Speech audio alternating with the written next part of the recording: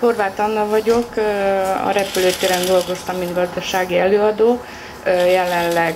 már nyugdíjas is vagyok, de leszázalékolt rokon-nyugdíjas, mivel egy vesémet kivették és daganatos beteg vagyok, mindenféle áttéttel. Lényeg az, hogy én körülbelül egy 20-30 méterre voltam közvetlenül a pódiumnál, az Asztóriánál délután, és az ünnepére mentem természetesen, elhangzott a két himnusz az ünnepé végén. Arra lettünk figyelmesek, hogy, és nem is értettem, mikor a tömegből olyan hangok voltak, hogy baj van, fordulj meg, nézz hátra, nagy baj van. Azért nem értettem, mert olyan 3-4 után, amikor leszálltam a Deák téren a metróról, akkor teljesen nyugodtan sétáltam, nem csak én, hanem több százan, ezren mentünk a pódium felé az ünnepére, és végig árusok voltak, zászlót árultak, perecet árultak, tele volt gyerekkel, fiatalokkal, idősekkel a tér. Lényeg az, hogy egész előre kerültem, ahogy mondtam, 10-20 méterre a pódiumtól, amikor vége volt a ünnepé, vagyis a két himnusz elhangzott, akkor ez csak pillanatokon belül, de tényleg pillanatokon belül egy olyan eszméletlen rendőri támadás indult meg, ami egyszerűen érthetetlen volt számomra, nem csak én, hanem akik ott elől álltunk. A rendőrök könygázt, tehát ilyen könygáz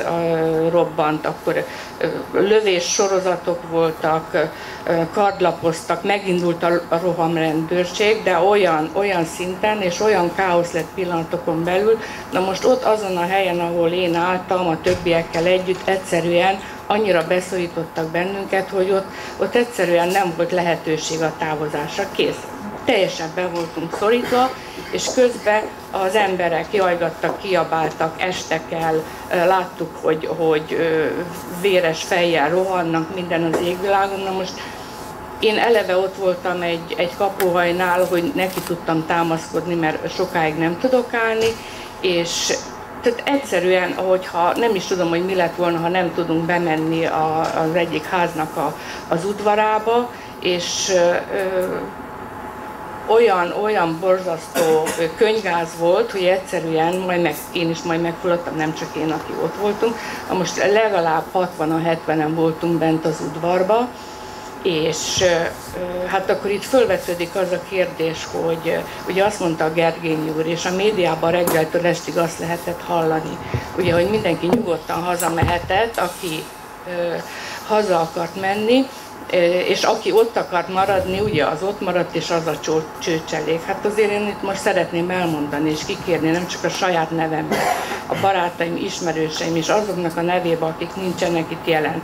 de mégis ott voltak, hogy hát azért elnézést kérek, hát hogy lehet ilyet mondani, hogy csőcselék? Hát akkor 56-ban is, akik kint voltak, azok is csőcselékek? Tehát ez egyszerűen abszurdum, tehát onnan eljönni nem lehetett, és ott töltöttem a fél éjszakámat ebbe az udvarba, sőt fel kellett menekülni a második emeletre, egyrészt az, hogy majd megfulladtunk a könyvgáztól, másrészt pedig hallottuk, hogy egyre többen jöttek be szerencsére, akik be tudtak még jönni ezen a vaskapun, mert ugye le volt minden zárva, hogy hát hallottuk, hogy ugyanúgy bemennek a házakba, és szedik ki az embereket. Most például, ha engem egy ütés ér, vagy bármi az égvilágon, már eleve olyan sokkom volt, hogy nem tudtam, hogy most elájulok, vagy a vérnyomásom, vagy ugye hát egy vesével azért nem igen tudok azért úgy szaladgálni, és egyáltalán fölvetődött az a kérdés, hogy fogok hazamenni, mert Pest megyében lakom, most nem akarom mondani, hogy hol pontosan, de hát abszurdum, hát nem értek, a családtagjaim nem értek el, mert ugye a vonalak foglaltak voltak, és csak egészen késő sikerült telefonkapcsolatot kialakítani a családdal, és ott is rögtön az volt, hogy Atya Úristen, hogy menjünk, érted, mert azért nem tudtak jönni, mert építkezés, kerítés, építés és a többi, tehát azért voltam én bent ezen a megemlékezésen, és annyit tudok mondani, hogy 10 óra magasságában a második emeleten a fiatalok beengedtek bennünket, kaptunk egy pohár vizet, el tudtuk intézni a dolgainkat, és ott az ablakból kinézve még akkor is egy borzasztó roham indult, nem tudom hány rendőr volt, legalább 100 rendőr volt, tömött sorokba, és egy ilyen jeepen, hát ezt nem ismerem, de onnan lőttek, egy ilyen nyitott jeep volt, és akkor ott ilyen sorozat lövések voltak, és késő éjszaka sikerült minket onnan kimenekíteni, és gyalog kellett ilyen állapotba átjutni, szaladni a rendőrök elől az Erzsébet hídon keresztül, majd aztán a férjem ott a végén aztán bejött értem és fölvett, de egyszerűen még annyit szeretnék hozzátenni, hogy még akkor késő este éjszaka a Gerlóci utca le volt zárva, és ott nagy nehezen a rendőrök sorfala átengedett bennünket, és akikkel jöttem, ott mondták, irányítottak bennünket, ott valakinek volt valami ismerőse, hogy merre menjünk, hogy nehogy bele menjünk újra abba a rendőri csoportba, akik tulajdonképpen megint, hogy azt lehet mondani, hogy vadázták az embereket. Igen, nagyon szépen köszönjük. Dr. Szilágyi Géza, orvosegyetem és egyetemi tanár, jelenleg nyugdíjas. A Asztóriánál a 2 himnusz elhangzása után mi a Károly körúton álltunk, és egyet szeretnék mondani, hogy mindenki mosolygott. Jó hangulat volt, jó kedv volt, ritkán látott kedves, udvariasság és kedvesség volt. A himnuszok után hazaindultunk, és a naivitásra jellemző, hogy akkor még nem vágtattak a lovak, hanem jöttek, mi a járdán, arra fele mentünk,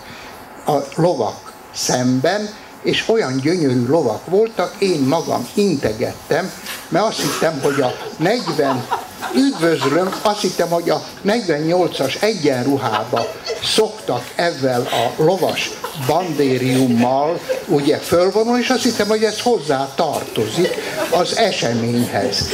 Utánam, a feleségem kicsit később jött, utánam ott már vágtattak a lovak, és ő megkapta a sokkot. Én nem. Ebben a pillanatban jött a könygázgránát, amit még soha nem éreztem, vagy nem vettem észre, elkezdtem könnyezni, a zsebembe kerestem a zsebkendőt, és akkor a rendőrroham, amelyik ilyen pajzsokat tartottak egymás mellett, rendőrroham elért, gumibottal a fejembe csaptak, tehát a rendőrroham ment tovább. Utána a következő